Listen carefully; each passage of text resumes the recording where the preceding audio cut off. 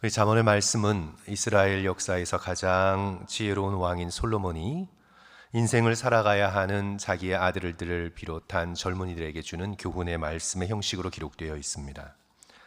그러기에 잠언을 쭉 읽어내려 가시면서 이 젊은이들을 부르는 호칭이 바로 내 아들아 라는 이 표현이 계속해서 반복되어 나오는 것을 보게 되는데요. 1장 8절을 보시면 내 아들아 내 아비의 훈계를 들으며 내 어미의 법을 떠나지 말라. 내 아들아 라고 부르고 있는 것을 보게 되죠.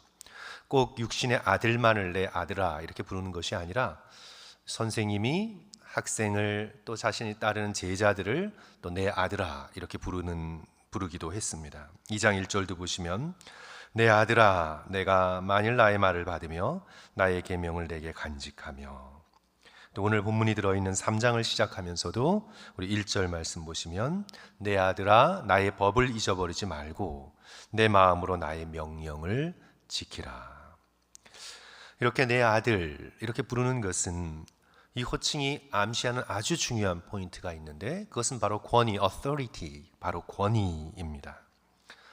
다시 말하면 젊은이 앞에 서 있는 스승의 권위, 자녀들 앞에 서 있는 아버지의 권위, 인생을 먼저 살았고 하나님을 먼저 믿어왔기에 그분들이 따르고 있는 마음속에 말씀을 붙들고 살아가는 그들의 삶의 권위, 그러기에 아들의 태도, 자녀들의 태도, 학생들의 태도는 권위 있는 아버지의 가르침에 순종하려는 마음, 스승의 가르침을 있는 그대로 배우고 따르려는 마음, 그것이 바로 지혜와 지식의 시작이라고 본 것입니다.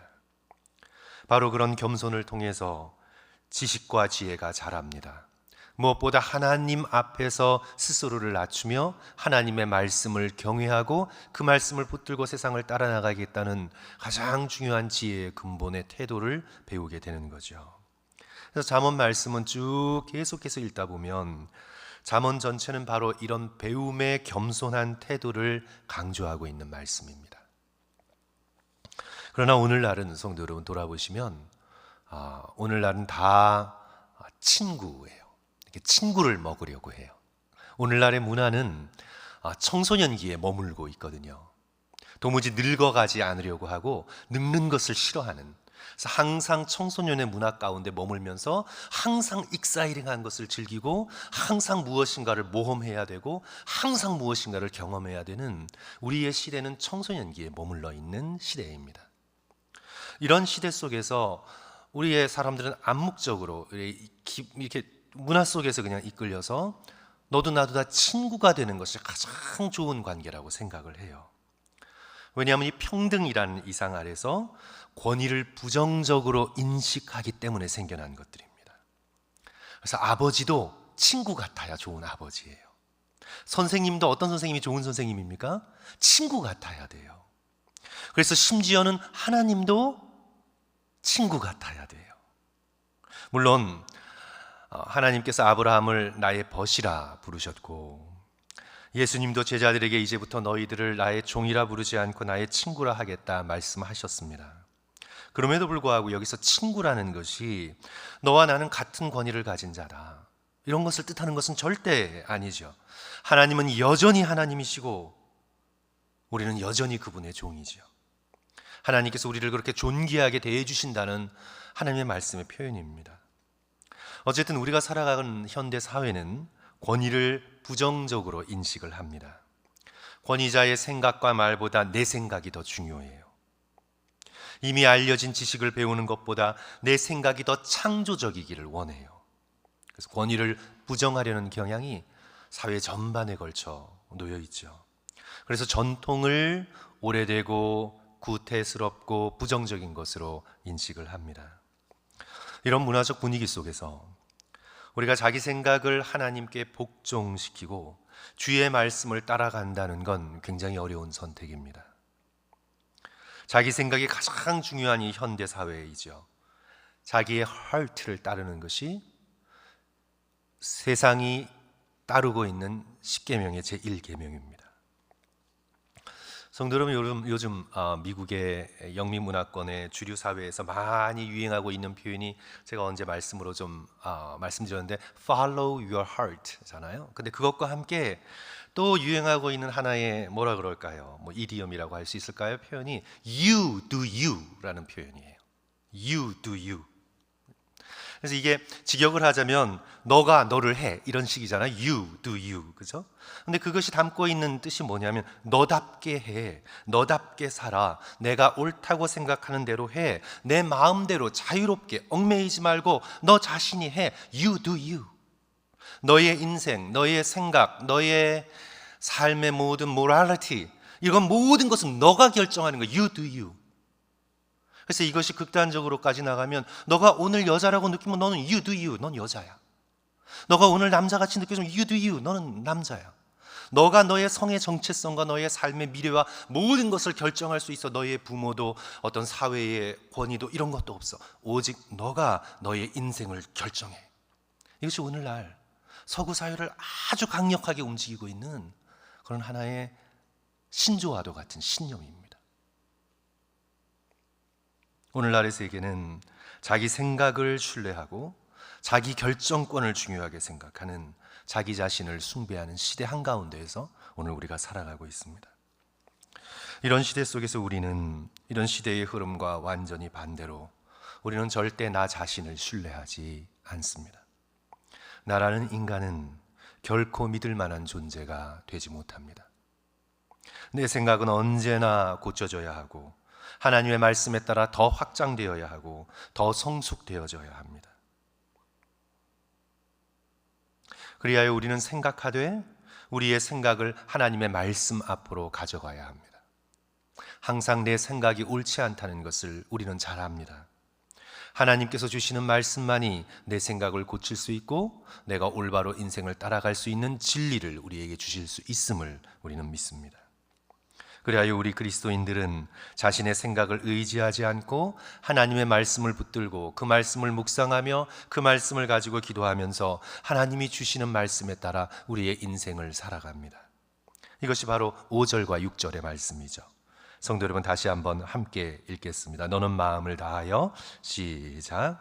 너는 마음을 다하여 여호와를 신뢰하고 내 명철을 의지하지 말라. 너는 범사에 그를 인정하라. 그리하면 내 길을 지도하시리라. 우리가 나 자신을 신뢰하지 않고 온 마음을 다해 하나님을 인정하고 하나님을 신뢰하고 나의 모든 일에 있어서 하나님께서 나와 동행하심을 믿고 그분을 의지할 때 하나님의 보이지 않은 손이 바로 저와 여러분의 인생을 지도하신다. 그 길을 이끌어 주신다라는 하나님의 인도하심에 대한 확실한 약속을 오늘 이 본문의 말씀이 우리에게 주고 있는 것입니다. 매 순간마다 자신의 판단을 의지하지 말고 자신의 계산을 의지하지 말고 하나님께 기도하고 하나님께 도움을 간구하면서 매 순간마다 살아가라고. 그러면 하나님께서 너의 길을 지도하실 것이라고 우리에게 말씀하시죠. 저는 이 말씀을 읽을 때 저의 삶 속에 경험했던 작은 여러 가지 일들이 떠오릅니다.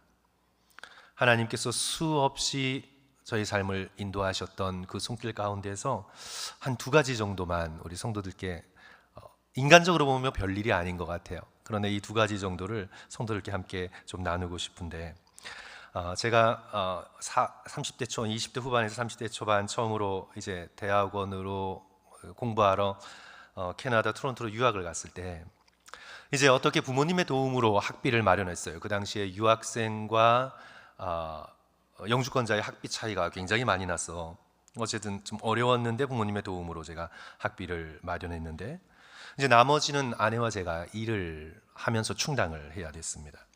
그때 제 딸이 2살에서 이제 3살 정도였는데 아이를 데이케어에 보낼 수 있는 여유가 없는 거예요. 그렇다고 부모님께 일일이 손을 벌릴 수도 없고 당시 유학생에겐 데이케어 비용이 지원되지가 않았거든요. 그래서 저희들은 기도하면서 하나님의 인도를 구하고 있었습니다. 사실 제 아내가 저보다 훨씬 더 열심히 기도했어요. 저는 신학 공부한다고 책만 보고 있었고 제 아내가 열심히 기도했어요. 근데 이제 어느 날 지하철을 타고 집으로 가는데 이 지하철이 조금 시스템이 익숙하지 않으니까 잘못 내린 거예요. 잘못 내려서 이제 반대쪽에서 이제 지상으로 올라가서 이제 반대쪽으로 이제 다시 타려고 가는데 올라가다가 우연히 그냥 들어가게 된 건물이 바로 어린아이 교육 보조금을 지불하는 그런 기관이에요. 그래서 이게 뭐지? 한번 물어나 보자 하고 들어가서 담당자를 만났는데 이분이 너무나 친절한 거예요. 우리들의 사정을 듣더니 예외적으로 허락을 해준 거예요.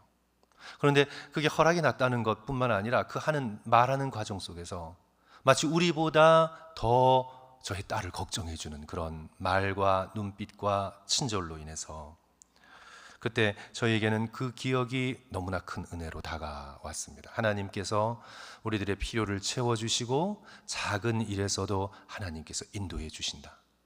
우리가 두렵고 걱정하여 사람들을 찾아다니는 것보다 하나님 앞에 무릎 꿇고 기도하며 주의 선하신 손길을 간구할 때 주께서는 가까이서 우리의 길을 인도하신다 라는 그런 경험을 하게 되었던 그런 사건이 있었습니다. 또 한 가지 말씀드리고 싶은 것은 제가 이제 토론토에서 목회하던 교회에서 이제 우리 건물을 가지고 있었어요. 하지만 항상 체육관이 없어서 고민이었고 학생들이 모여서 운동을 좀 하고 싶은데 언제나 근처 학교에 가서 비싼 비용을 지불해야 했고 빌리든지 다른 교회에 가서 아쉬운 소리를 해서 그 짐을 빌려 써야 하는 형편이었습니다. 교회에 또 친교실도 작아서 식사하는 데도 너무 붐비고 학생들의 교실도 부족하고 그러던 중에 좀 더 큰 곳으로 이전을 해야 되겠다 생각을 하고는 교회 건물을 그냥 덜컥 팔았어요. 인간적인 생각으로는 제가 팔고 나서 금방 살 수 있을 줄 알았는데 이제 그 판 시점에서 시에서 더 이상 공장 건물을 교회로 용도 변경하는 것을 허락하지 않는 조례가 통과한 거예요. 세금을 좀 더 받으려고.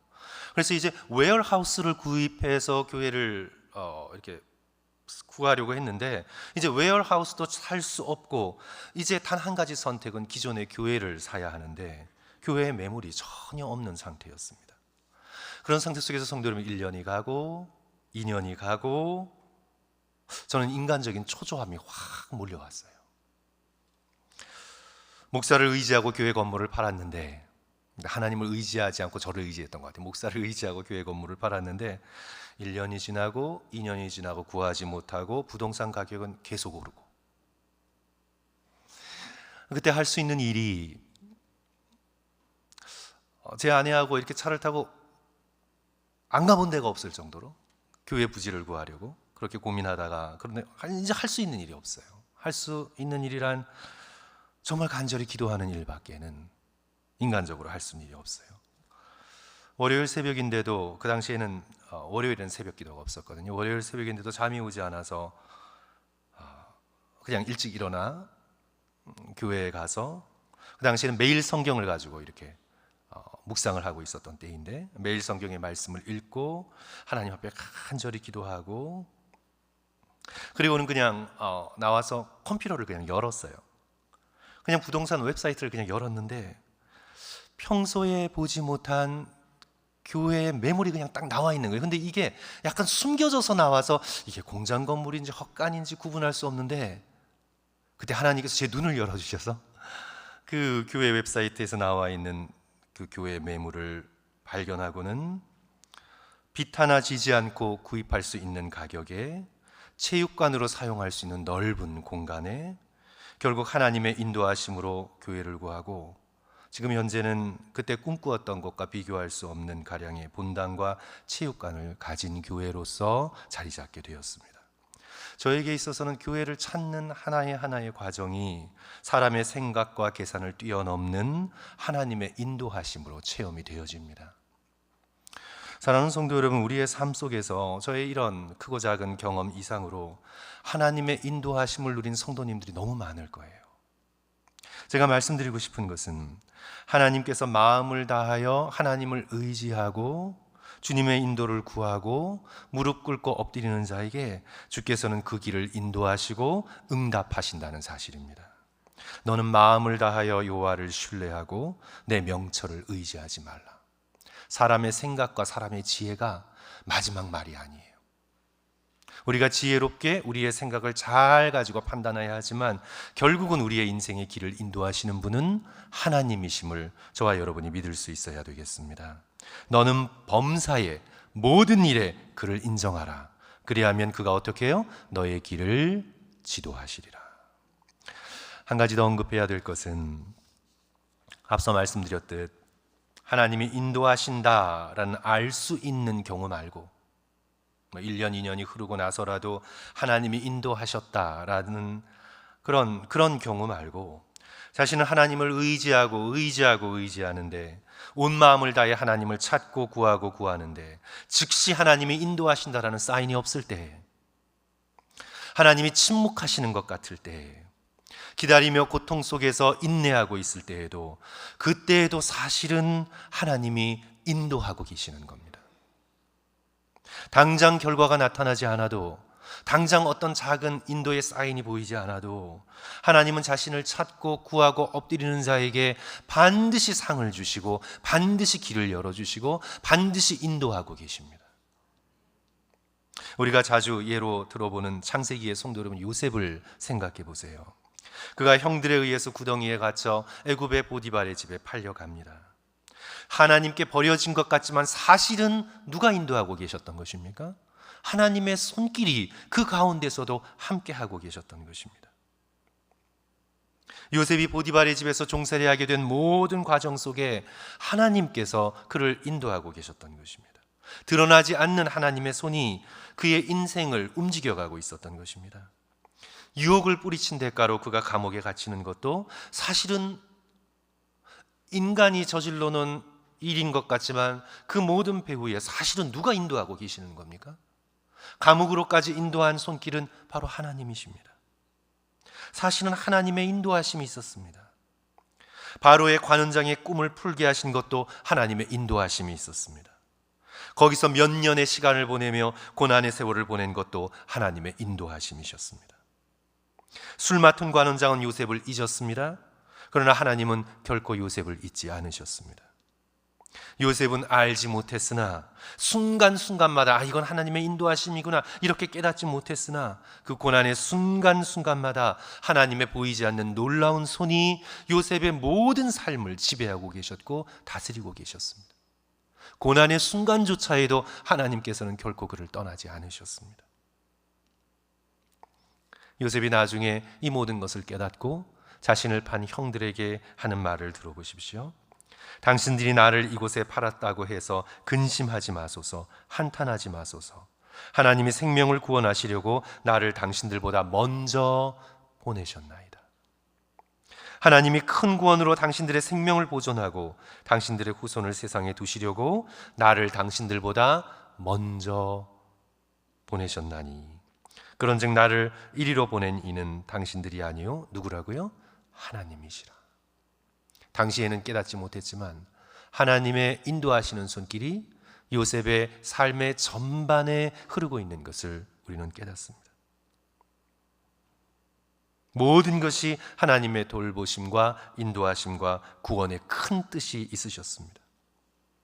요셉은 하나님께로부터 받은 말씀, 아브라함과 이삭과 야곱으로부터 받은 하나님의 약속을 마음에 품고 하나님의 말씀 앞에 정직하고 성실하게 순결하게 살아가려 매 순간 말씀을 따라 선택했던 것입니다. 하나님의 크신 뜻의 인도하심이 어디에 있는지 깨닫지 못했어도 그는 당장 오늘 하루 매 순간을 하나님께서 자신에게 주신 말씀을 붙들고 정직하고 성실하게 순결하게 살고자 노력했습니다. 하나님께서 그의 발걸음 하나하나를 인도하셨습니다. 인간의 생각을 초월하시는 하나님의 놀라운 경륜, 하나님께서는 당신을 신뢰하고 의지하며 말씀에 의지하여 오늘 하루를 살아가는 자를 반드시 인도하시고 돌보신다는 이 귀한 말씀을 저와 여러분이 깨닫게 되시기를 주님의 이름으로 간절히 축원합니다. 우리가 우리의 삶의 여정을 다 끝내고 우리가 하나님 앞에 섰을 때 저와 여러분이 진심으로 고백하게 될 그 고백은 정말 내 발걸음마다 하나님께서 인도하셨습니다 라는 고백입니다. 우리가 즐겨 부르는 복음성가 있죠. 예수 인도하셨네. 성도 여러분, 어떻게 되죠? 내 인생 여정 끝내어 강 건너 언덕 이를 때 하늘문 향해 말하리. 우리가 뭐라고 말합니까? 예수 인도하셨네. 이 가시밭길 같은 인생을 허덕이며 갈 때에 시험과 환난 많으나 누가 인도하십니까? 예수 그리스도께서 인도하십니다.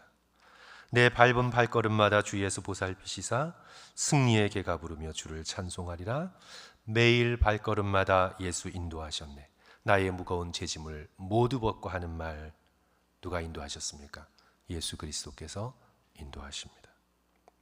사랑하는 성도 여러분, 우리 인생을 나의 생각, 나의 판단, 나의 계산, 나의 명철을 의지하지 말고 범사의 하나님을 신뢰함으로 하나님을 인정할 수 있는 저와 여러분 되시기를 주님의 이름으로 간절히 축원합니다. 주님의 살아계신 말씀을 생명보다 귀한 것으로 여겨 내가 걸어가는 인생의 앞길이 보이지 않는 순간에도 말씀을 붙들고 오늘 하루를 정직하고 성실하고 순결하게 살아가겠다 결단할 수 있는 저와 여러분이 되었으면 좋겠습니다. 매일 발걸음마다 인도하시는 주님을 체험하시는 우리 2025년 올 한 해 되시기를 다시 한번 주님의 이름으로 간절히 축복하며 축원합니다.